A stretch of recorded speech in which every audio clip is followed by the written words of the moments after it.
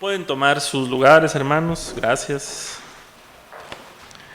Qué bien se siente cantar de la victoria que tenemos en Cristo, ¿verdad? Es un regalo inmerecido y cuando lo cantamos juntos se oye mejor. Espero que les guste cantar con los hermanos de la iglesia, hermanos.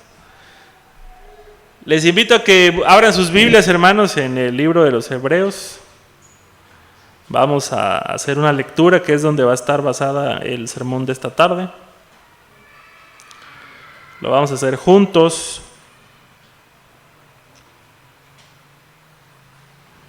Vamos a leer Hebreos capítulo 10 y quiero que leamos de manera alternada de los versos 1 al 10. ¿Está bien? Hebreos capítulo 10, de los versos 1 al 10.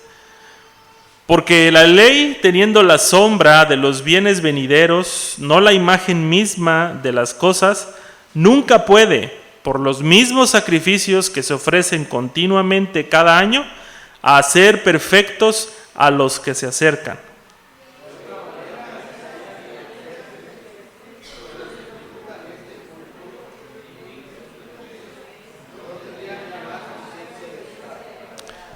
Pero en estos sacrificios cada año se hace memoria de los pecados.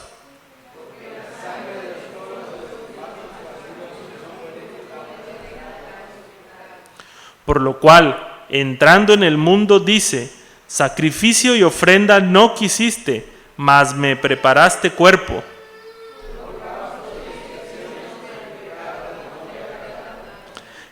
Entonces dije: he aquí que vengo, oh Dios, para hacer tu voluntad, como en el rollo del libro está escrito de mí.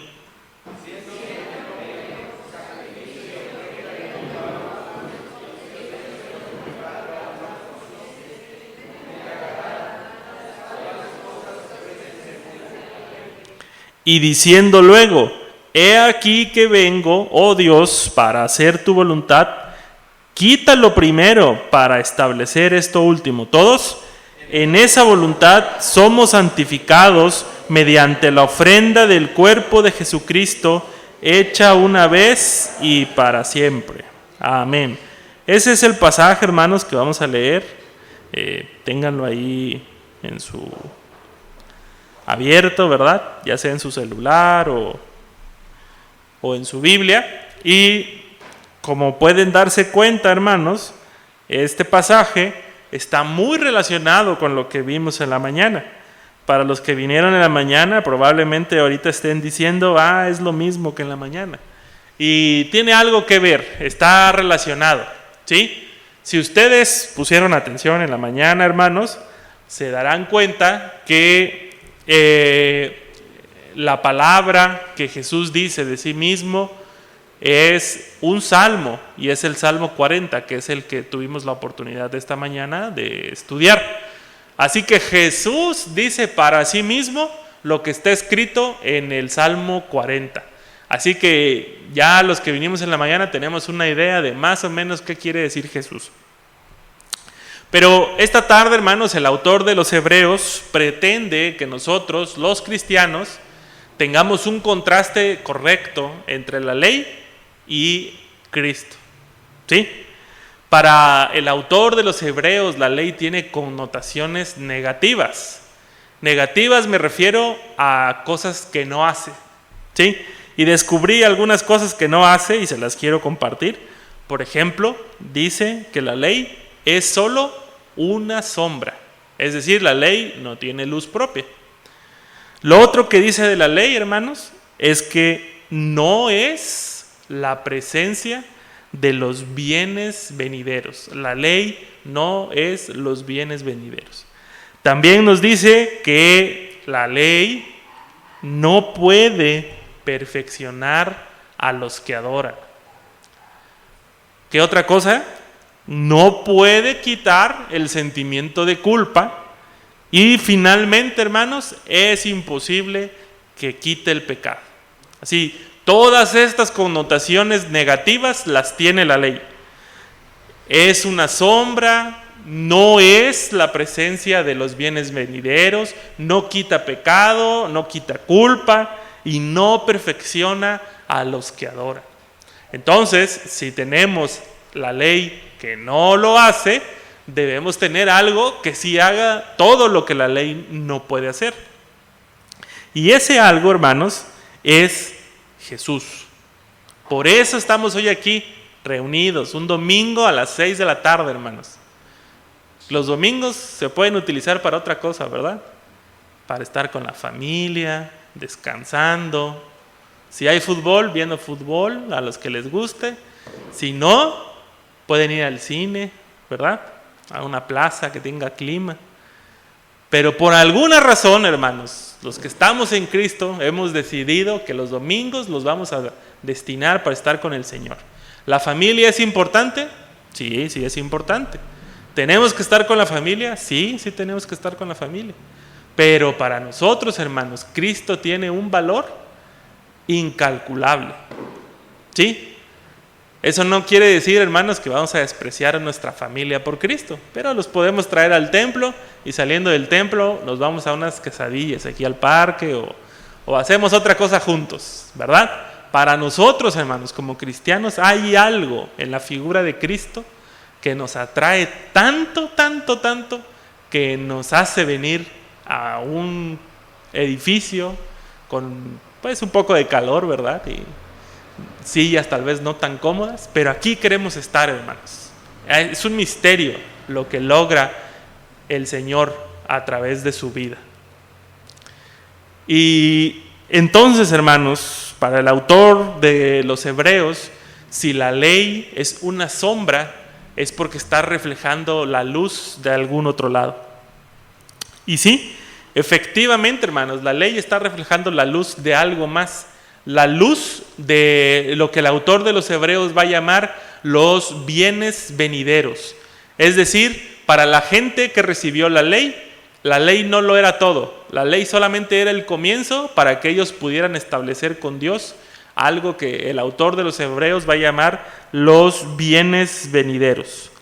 Y nos va a decir, hermanos, el autor de los Hebreos, que todo lo que se hacía con la ley o bajo la ley, que en este caso son los rituales, de los que ya hablamos en la mañana y que tal vez ahorita en la tarde pues los vamos a tocar muy superficialmente, pero la ley establecía ciertos rituales, hermanos, ¿sí? Dependiendo de las posibilidades económicas de la gente, era el tipo de sacrificio que iban a hacer.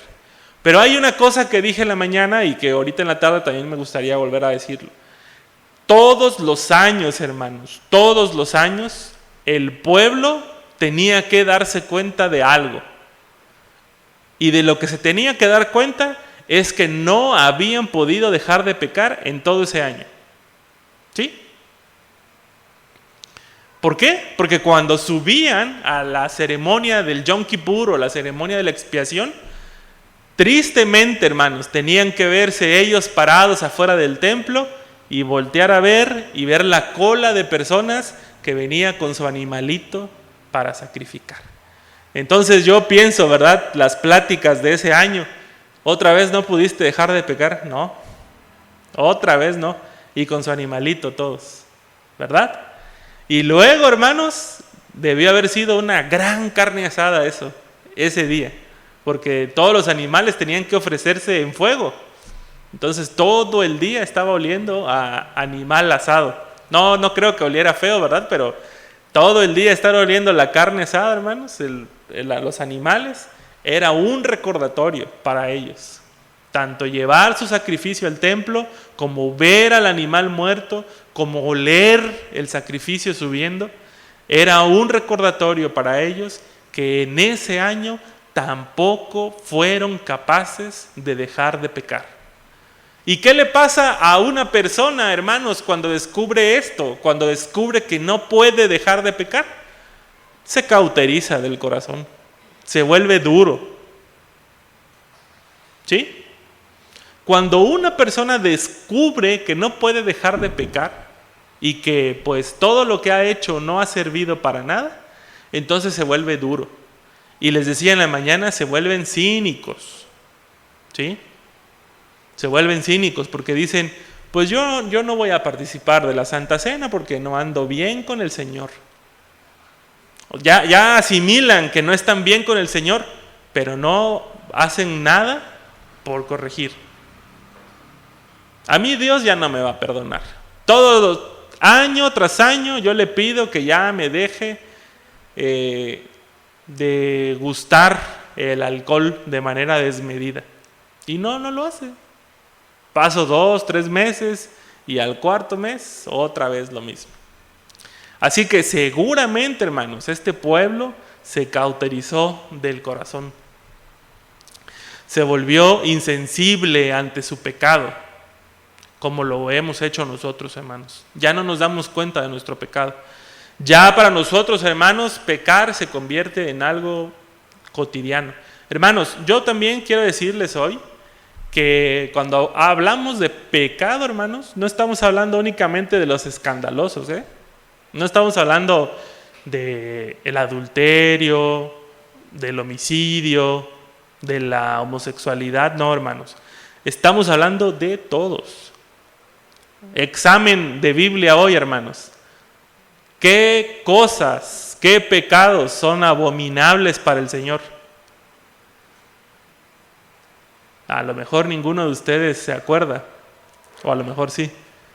Pero dice Proverbios, hermanos, que Dios detesta 6 cosas y abomina 7 más. Y en esos vienen los ojos altivos, las manos presurosas para derramar sangre inocente. ¿Sí? Sí, hermanos.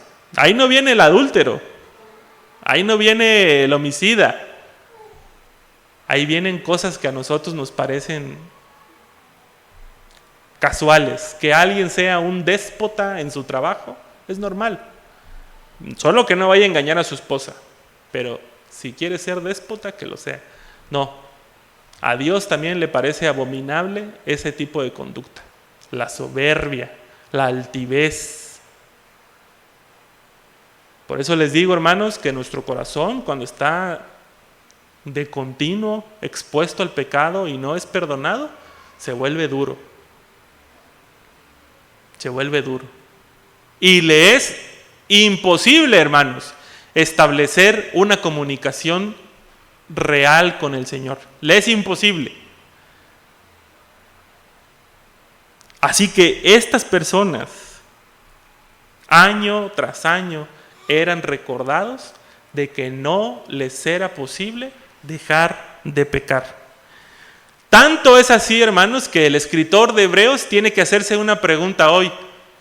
A ver, si estos sacrificios fueran efectivos, ¿no habrían dejado de ofrecerse? Y es la misma pregunta para hoy. Si los sacrificios por el pecado fueran efectivos, ¿no piensan ustedes, hermanos, que, no sé, como a los 10 años ya debieron haber desaparecido? El primer año pecaron 100, el segundo año 90, el tercero 80, y así hasta llegar a 0 y listo. Pero no, año tras año, antes del primer templo, después del primer templo, antes del exilio, después del exilio, se siguieron ofreciendo sacrificios por el pecado. Así que el autor de los Hebreos va a concluir: esos sacrificios no eran efectivos, porque de ser efectivos se hubieran dejado de hacer. La adoración, hermanos, que Dios quiere para su pueblo es una adoración libre de culpa. Lo dije en la mañana y lo vuelvo a decir hoy, en la tarde. La adoración a nuestro Dios es una adoración libre de culpa. La adoración, hermanos, de hoy en día también consiste en hacer sacrificios. Ya no traemos animales, hermanos. Ya no traemos animales, pero traemos ofrendas monetarias. Y hay personas, hermanos, que se sienten llenos de culpa, que piensan que a Dios le pueden hacer lo mismo que le hacen a los gobernantes de este mundo: taparle el ojo con dinero. ¿Sí? Hay gente así, hermanos. Yo ofrendo un montón. No sé si han oído ustedes alguna vez la historia del dueño de Palmolive. Pero según esta historia, este hombre diezmaba, o bueno, daba a la iglesia un montón de su dinero. Pero ¿saben una cosa, hermanos? Es una de las corporaciones más corruptas. Es una de las corporaciones más corruptas del mundo. Han ocultado ingredientes en sus pastas de dientes que lastimaban los dientes de las personas. Así que no podemos callar a Dios a billetazos, hermanos. ¿Sí? Ya no traemos animales, pero traemos dinero. Y probablemente, hermanos, nuestras conciencias quieran ser aplacadas con dinero. Si Dios me pide el 10 y doy el 12, seguramente Dios me va a ver mejor. Pero ¿saben una cosa, hermanos? Cuando se van del templo, aunque dejaron del 12, se van igual. Nos vamos igual. Con ese sentimiento de que Dios necesita más de mí. La adoración que Dios pide, hermanos, tiene que ser sin culpa. Sin culpa. Les decía en la mañana, ¿cómo se sentirían ustedes, hermanos, de que su esposo, ¿verdad?, les compre algo y luego les diga, pues te lo compré para que ya no andes con la gran cara todo el día? Ay, qué feo se siente, ¿verdad?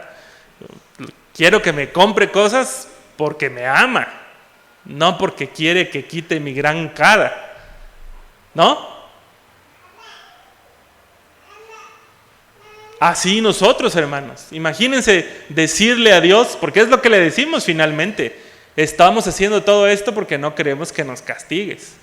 No puede haber una relación genuina con Dios, hermanos, si nuestra motivación es evitar el castigo. Por eso Dios quiere una adoración libre de culpa, una adoración en donde la motivación sea el amor que sentimos por Él. Por eso, hermanos, es que este primer pacto no cumplió con lo prometido. ¿Sí? No lo cumplió, porque todo el tiempo había necesidad de estar entregando un nuevo sacrificio. Entonces, hermanos, el autor tiene que decir lo siguiente. Cuando Cristo vino al mundo, dijo lo siguiente, y cita, a ti no te complacen sacrificios ni ofrenda, pero has abierto mis oídos para oírte. Tú no has pedido holocaustos ni sacrificios por el pecado. Por eso dije, aquí me tienes, como el libro dice de mí. Me agrada, Dios mío, hacer tu voluntad, tu ley la llevo dentro de mí. Para el autor de los Hebreos, cuando Cristo nació, lo que dijo fueron estas palabras. Si nosotros leemos los evangelios, en ningún lado vamos a encontrar a Jesús diciendo esto. ¿Por qué el autor de los Hebreos piensa esto del Señor Jesús? Porque él está viendo en la vida del Señor Jesús cumplidas todas y cada una de estas frases. Vean ustedes, en Hebreos, hermanos, lo que cita el autor, aunque está citando el salmo que les acabo de mencionar, tiene una pequeña modificación. Miren, Hebreos 10, del 5 al 7 dice así: por eso, al entrar en el mundo, Cristo dijo, a ti no te complacen sacrificios ni ofrenda. ¿Ok? Eso sí está en el salmo. En su lugar, me preparaste un cuerpo. Eso no está en el salmo de nuestras Biblias. En nuestras Biblias dice que le abrió sus oídos. ¿Sí? Me abriste los oídos, pero el autor de los Hebreos dice, me preparaste un cuerpo. ¿No te agradaron holocaustos? Sí lo dice. Ni sacrificios por el pecado. También lo dice. Por eso dije, aquí me tienes, como el libro dice de mí, he venido, oh Dios, para hacer tu voluntad. La única diferencia entre lo que cita el autor de los Hebreos y el Salmo que nosotros tenemos en nuestras Biblias tiene que ver con abrir los oídos. ¿Sí? Abrir los oídos, dice David, y Cristo dice, me preparaste un cuerpo. De tal manera, hermanos, que lo que podemos decir es que el texto que cita en Salmos está diciendo que la preparación de nuestros cuerpos es que podemos oír. Cristo preparó su cuerpo oyendo. ¿Y qué oyó? La voluntad de Dios. La voluntad de Dios es que le podamos adorar sin culpa.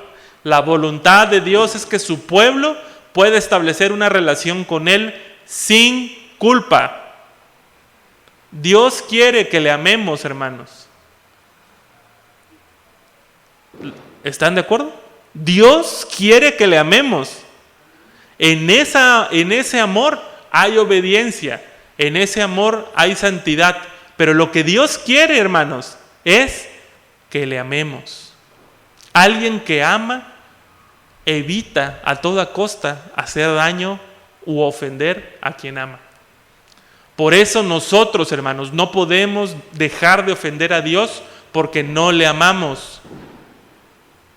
Por eso nosotros, por más que pongamos en nuestro corazón, ahora sí ya me voy a portar bien, ahora sí ya me voy a portar bien, al poco tiempo, hermanos, ya se nos acabó la pila, ya no nos podemos portar bien. Los campamentos de jóvenes para mí, hermanos, siempre fueron esa pila. Venía de un campamento de jóvenes y decía, ahora sí, con todo en la iglesia. Los campamentos son más o menos por junio, julio, agosto, septiembre. Ya sí, en septiembre sí como que va bajando la pila. Octubre ya no se diga. Noviembre ya se acabó la pila. ¿Sí? Cuando vivíamos en la casa pastoral, había una hamaca ahí en nuestra sala. Y estaba yo así acostado. Ya cuando escuchaba los primeros acordes decía, es momento de correr. Ahí salía yo corriendo a la iglesia.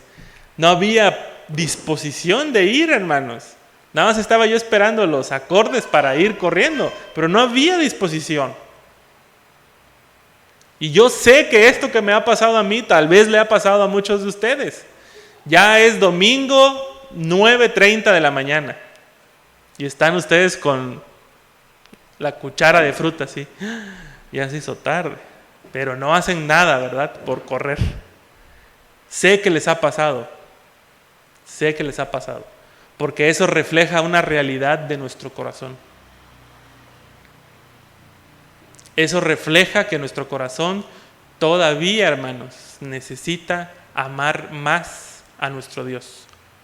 Todavía hoy necesitamos sentirnos perdonados por nuestro Dios.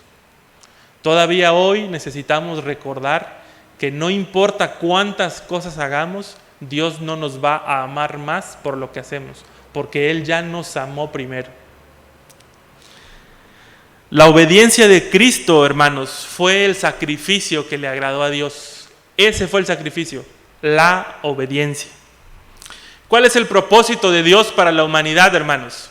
Si les preguntaran hoy en un examen de Biblia, de teología, ¿qué propósito tiene Dios para el ser humano? ¿Por qué murió? ¿Por qué vamos a celebrar la Semana Santa?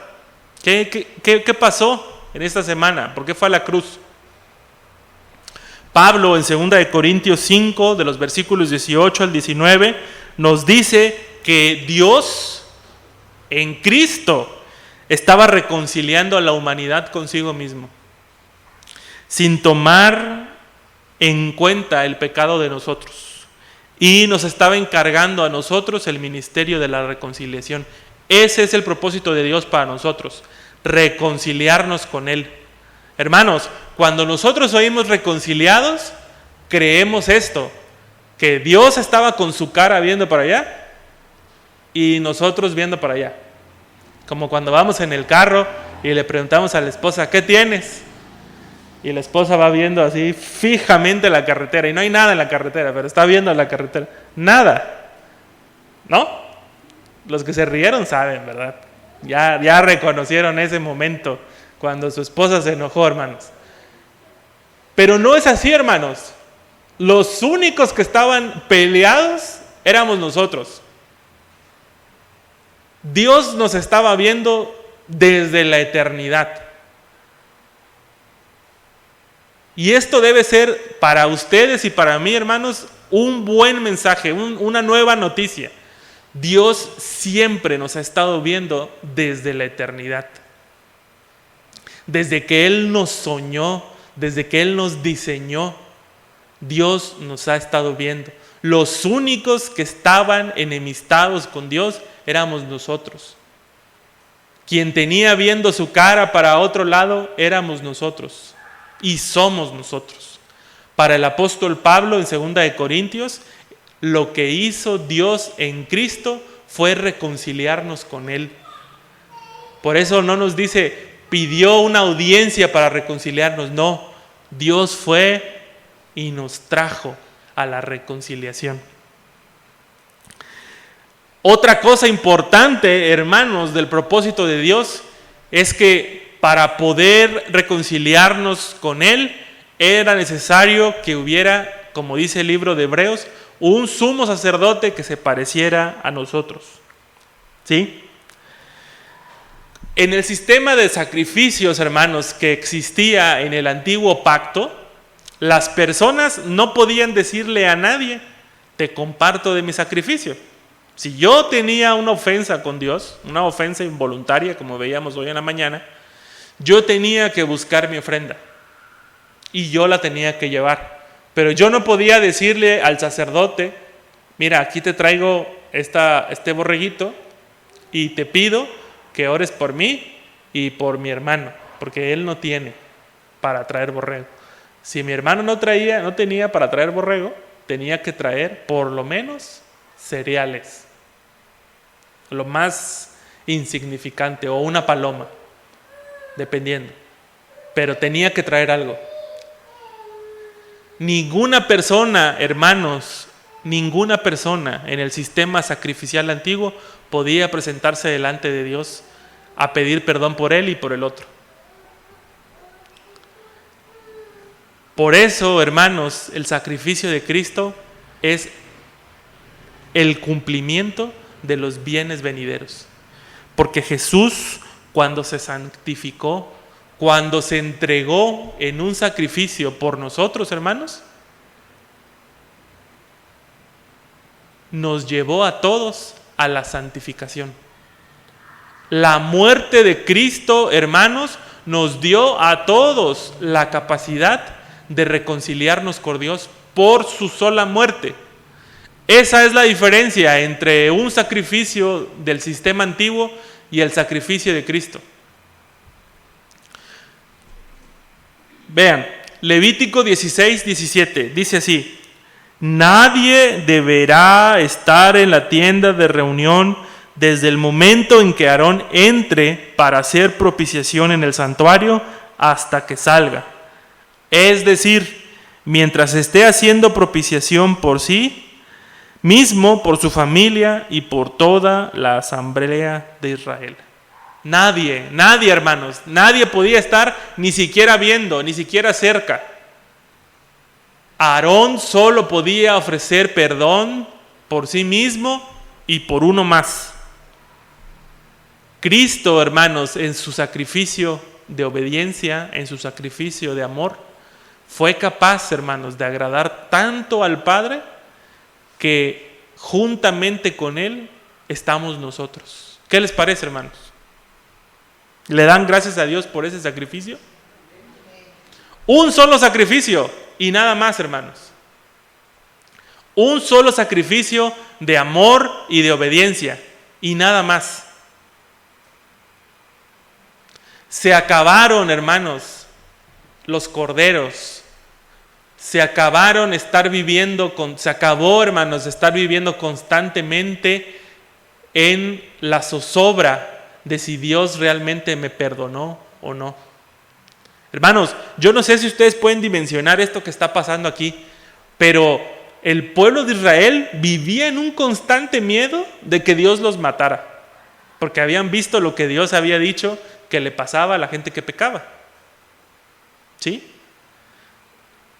El perdón de los pecados era un sacrificio por los pecados involuntarios, hermanos. Así que todos los años iban con miedo, con su borreguito, con su animalito, iban con miedo, por si ese año habían pecado de manera involuntaria y no lo sabían. Así que, según lo que dice Levítico, hermano, era imposible que el sacerdote Aarón o alguien de su linaje pudiera ofrecer un perdón de los pecados de manera comunitaria. Y eso, hermanos, es la diferencia entre el antiguo pacto y el nuevo pacto. Que Jesús, a través de su muerte, fue capaz de hacer que nosotros tuviéramos parte con Él y con su Padre. Fuimos reconciliados. Se acabó, hermanos, la zozobra. Estamos viviendo en una nueva forma de vida. Estamos viviendo en un nuevo pacto. El escritor de los Hebreos, hermanos, hace una argumentación lógica y dice: como Cristo vino a quitar lo primero, ahí dice en el versículo 9, dice el 9, primero dijo Cristo, sacrificios y ofrendas no te complacen. Entonces Cristo dijo, a ver, esto no, y lo quitó. Entonces Cristo tuvo que establecer lo segundo, y lo segundo es que Cristo iba a hacer la voluntad de Dios. Así que, hermanos, la buena noticia para nosotros es que Cristo sí cumplió con la voluntad del Padre. Cristo sí obedeció. Y el escritor de los Hebreos nos va a decir, hermanos, que por lo que Cristo padeció en todo su ministerio, Él aprendió obediencia. Y que era necesario, hermanos, que existiera alguien como Cristo. ¿Por qué era necesario para el libro de los Hebreos? Para que se compadeciera de nosotros en todo. Hermanos, Cristo conoce sus luchas constantes con el pecado. Cristo conoce sus luchas constantes con la culpa. Lo conoce. Y lo conoce porque Él fue obediente. La Biblia no nos dice que Cristo haya pecado. Nos dice que Él fue sin pecado. Pero Él conoce todas nuestras luchas. Todos nuestros sufrimientos los conoce Él. Porque Él estuvo en el mundo. Y mientras estuvo en el mundo, hermanos, fue capaz de hacer la voluntad del Padre. Eso quiere decir, hermanos, que nosotros tenemos una esperanza. Y la esperanza, hermanos, es que nosotros también podemos hacer la voluntad del Padre. No importa, hermanos, qué les hayan dicho. Porque de repente tenemos una teología media distorsionada y pensamos cosas que la Biblia no dice, porque juzgamos a Dios desde nuestra propia perspectiva. Yo les decía, hermanos, en la mañana, ¿qué es lo que le debió haber pasado a David? David se debió haber muerto. Así lo había estipulado Dios, que aquel que adulterara con la mujer de su prójimo, él y la mujer tenían que ser muertos. Pero David no se murió, porque David experimentó el perdón de Dios. Porque David, hermanos, se arrepintió cuando el profeta Natán lo confrontó, y se arrepintió, y Dios le mostró su gracia. A eso es a lo que David llama la justicia de Dios. Lo vimos hoy en la mañana. Así que, hermanos, Cristo se ha compadecido de nosotros. Y nosotros, hermanos, hoy podemos ver a Cristo en nuestras vidas. La tragedia, hermanos, del Antiguo Testamento, era algo que tenía que terminar. Si ustedes leen el Antiguo Testamento, van a ver constantemente nuestra propia historia. Ahí está, hermanos, en el Antiguo Testamento está nuestra historia. El pueblo de Dios se acercaba con Dios, les iba bien un tiempo y luego se alejaban. Así somos, o así éramos. Y lo van a ver, hermanos. De repente la iglesia está llena, de repente no. ¿Y qué le pasó al hermano? Pues ya no quiere venir, que luego que está bien, que luego viene. Esa es la tragedia del Antiguo Testamento. Andar errantes, dando vueltas en círculos. Pero esa tragedia se tenía que terminar. Y se terminó, hermanos, cuando Cristo estuvo aquí en la tierra. Con Cristo, hermanos, tenemos la capacidad, los seres humanos tenemos la capacidad de hacer la voluntad del Padre. ¿Les parece eso una buena noticia, hermanos? Con Cristo tenemos la capacidad de hacer la voluntad del Padre. ¿Qué les parece? ¿Dan gracias a Dios?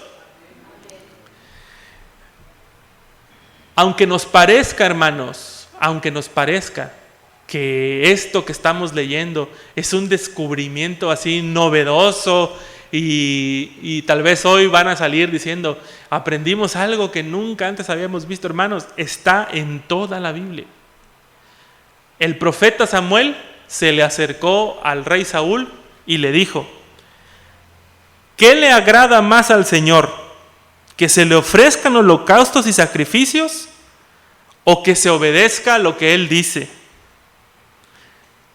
Es una pregunta retórica y Samuel contesta, el obedecer vale más que el sacrificio y el prestar atención vale más que la grasa de los carneros. Y estas palabras, hermanos, hoy deben retumbar en nuestros oídos. El obedecer vale más y el prestar atención es más importante. ¿Se acuerdan qué decía el salmista? Abriste mis oídos. ¿Cómo prestamos atención, hermanos? Por lo que oímos. ¿Y qué decía Jesús al citar el Salmo 40? Preparaste mi cuerpo y quiero hacer tu voluntad. El ser humano, hermanos, ha trivializado todos los sistemas de culto. Si no fuera así, hermanos, tendríamos solamente una religión y ya. Pero hay un montón de religiones, hermanos, porque el ser humano lo ha trivializado. Por ejemplo, tenemos la religión tradicional de México, que cree, hermanos, que en este tiempo de Semana Santa tiene que dejar de hacer algunas cosas para que Dios no lo castigue. No come carne, ¿sí? No hacen ruido el Viernes Santo ni el Sábado de Gloria. En algunas partes del país, hermanos, representan lo que llaman la pasión de Cristo, ¿verdad? Pero ¿qué hay detrás de eso, hermanos? ¿Saben qué es lo que hay? Culpa. Detrás de eso hay culpa. Y el problema está, hermanos, en la incapacidad de creer. ¿Qué es lo que tenemos que creer? Lo que tenemos que creer, hermanos, es que el sacrificio de Cristo es suficiente. No se necesita más, hermanos. Ustedes no necesitan más. El sacrificio de Cristo es suficiente, hermanos.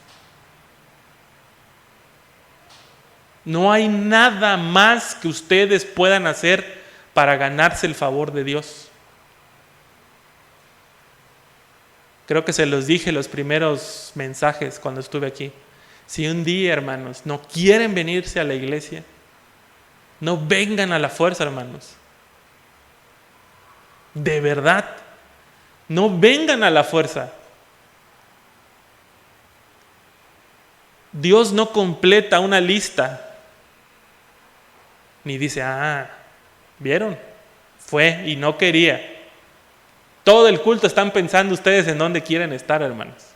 Pero creen que porque están aquí a la fuerza, ya Dios cambia su perspectiva. No, hermanos. Desde Samuel hasta los profetas y hasta el escritor de Hebreos, sigue siendo exactamente lo mismo. A Dios no le gustan los sacrificios. A Dios no le gustan los rituales. Lo que Dios quiere, hermanos, de nosotros es obediencia. ¿Y cómo reflejamos la obediencia, hermanos? Creyendo que Cristo es suficiente para perdonar nuestros pecados. Suficiente, hermanos. Detrás de esto, hermanos, y ya con esto voy a ir terminando, detrás de esto hay un problema del corazón. Jeremías 18, 11 y 12 dice: y ahora habla con los habitantes de Judá y de Jerusalén y adviérteles que así dice el Señor: estoy preparando una calamidad contra ustedes y elaborando un plan en su contra. Vuélvanse ya de su mal camino y enmienden su conducta. Y ellos te van a decir, le dice Dios, es inútil, vamos a seguir en nuestros propios planes, y cada uno cometerá la maldad que le dicte su obstinado corazón. Es un problema del corazón también, hermanos, y se los dije al principio. Cuando el pecado no cesa de estar en nuestras vidas, nuestro corazón se vuelve duro. El Señor le está diciendo a Jeremías que los va a castigar y que viene una gran mal, que se tienen que arrepentir, y esta gente dice: no lo vamos a hacer. Cada uno va a hacer lo que nos dicte nuestro obstinado corazón. Si el Señor, hermanos, no nos amara, nos hubiera dejado ahí para que cada uno de nosotros se perdiera. Quien no obedece la voz de Dios se va a perder, hermanos. Pero el Señor nos ama tanto que en el mismo Jeremías, pero en el capítulo 31 y versículo 33, dice así: este es el pacto que después de aquel tiempo haré con el pueblo de Israel. Pondré mi ley en su mente y la escribiré en su corazón. Yo seré su Dios y ellos serán mi pueblo. Es Dios mismo, hermanos, es Dios mismo el que nos ha amado tanto que ha preparado, hermanos, un camino. Y ese camino es Cristo Jesús. A través de Cristo Jesús, hermanos, nosotros podemos tener la mente de Dios y podemos tener la ley de Dios en nuestro corazón. El autor de los Hebreos termina diciendo que Jesucristo se ofreció una vez y para siempre. Y le tiene que poner así este nombre, hermanos. Le tiene que decir Jesucristo, porque el autor de los Hebreos quiere que nosotros veamos las dos naturalezas de Jesús. Jesús, su nombre humano, y Cristo, su nombre divino. Jesucristo, el Dios hombre. Jesús no tomó ningún atajo, hermanos. Fue obediente hasta el último. Jesús pudo haber dicho ya en la cruz: pues desde aquí los dejo, me voy con mi Padre, y ahí que quede mi cuerpo colgado, y lo bajan a los 3 días, y después regreso para resucitarlo. Pero Jesús no lo hizo, hermanos. Esa es la obediencia hecha perfecta. ¿Ok? Esa es la obediencia hecha perfecta. Que Jesús fue solidario con el sufrimiento de la humanidad hasta el último, hermanos. No hay nada que Jesús no haya pasado en su cuerpo. Y es por eso, hermanos, que hoy Jesús les puede ofrecer a ustedes y me puede ofrecer a mí una salida para dejar de pecar. Y la salida, hermanos, es en creer que Él es suficiente. No necesitamos absolutamente nada más. Quiero terminar con esta frase de un escritor que se llama Simón Kistemaker, y dice así: Jesucristo dejó a un lado las sombras y estableció una nueva realidad. A través de su obediencia obtuvo nuestra liberación del poder del pecado y nos adaptó para vivir una vida dedicada al servicio de Dios. Eso es lo que hizo Jesús. Dejó a un lado las sombras del primer pacto y vino a establecer nuestra nueva realidad. Los bienes venideros ya están aquí, hermanos. Nosotros podemos participar de estos bienes venideros. Jesús puede transformar nuestras vidas. Nosotros somos como ese pueblo obstinado de Jeremías. No vamos a hacer tu voluntad, Señor, porque vamos a seguir nuestro obstinado corazón.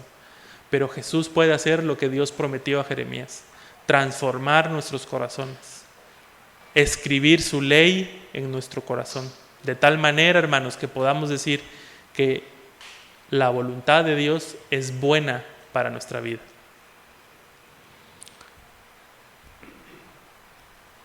No se olviden, hermanos, de cuál es el propósito de Dios. Dios no vino a extorsionar a la humanidad. No les vino a decir: ¿no me quieren? A pesar de que mi hijo se murió en la cruz, ni así me quieren. Dios no vino a extorsionar. Dios vino a amar a la humanidad. Juan 3, 16 y 17 lo dejan claro, para que nadie haga teorías raras. De tal manera ha amado Dios al mundo, que ha dado a su Hijo, para que todo aquel que en Él crea no se pierda, mas tenga vida eterna. Dios nos ha amado tanto, hermanos, Dios nos ha amado tanto que se encarnó. Y en su obra de encarnación tuvo a bien, hermanos, solidarizarse con nosotros hasta el final. Ya no sigan buscando a Dios, hermanos, en sus sacrificios. Es inútil. No los quiero desanimar, pero es inútil. Busquen a Dios a través del único que los puede llevar delante de Él, Cristo Jesús.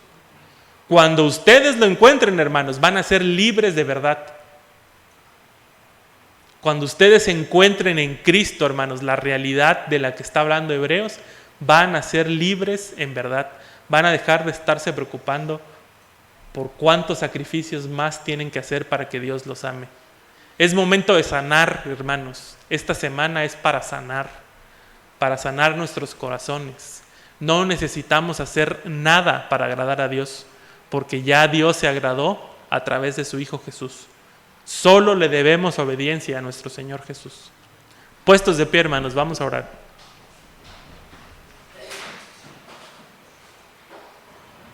Hermanos, este es un mensaje de esperanza. Es un mensaje de liberación, hermanos. ¿Sí? Yo quisiera, hermanos, que pudiéramos recordar aquellas palabras que dicen: y verán la verdad, y la verdad los hará libres. Ya no son esclavos del pecado, hermanos. Ya no tienen esa necesidad de traerle sacrificios a Dios para que Él se agrade. Solamente ha habido un sacrificio, hermanos, uno solo, y es el sacrificio de Cristo. Amén. Gracias a Dios por eso. Ya no necesitamos nada. Lo único que necesitamos hacer es pedirle a Dios que nos capacite para creer en Cristo. No más, creer en Cristo. Una vez, hermanos, que se establece la conexión con Cristo, poco a poco nuestro corazón se va a ir transformando para agradarle cada día más y más. Cuando estamos recién casados, hermanos, al parecer no nos agradamos tanto. El esposo deja las cosas tiradas, la esposa le sale salada la comida, pero cuando vamos conociéndonos más y más, hermanos, en amor, nos vamos agradando más el uno del otro. Cuando establecemos una relación con Cristo, al principio, tal vez tengamos constantemente caídas, pero mientras más le conozcamos al Señor, más vamos a conocer su voluntad y menos tropiezos vamos a tener, hermanos. Esa es la ventaja, hermanos, de que no vamos a tener que estar trayéndole sacrificios a Dios. Oremos. Te damos gracias, Señor, en esta noche por tu amor y por tu misericordia.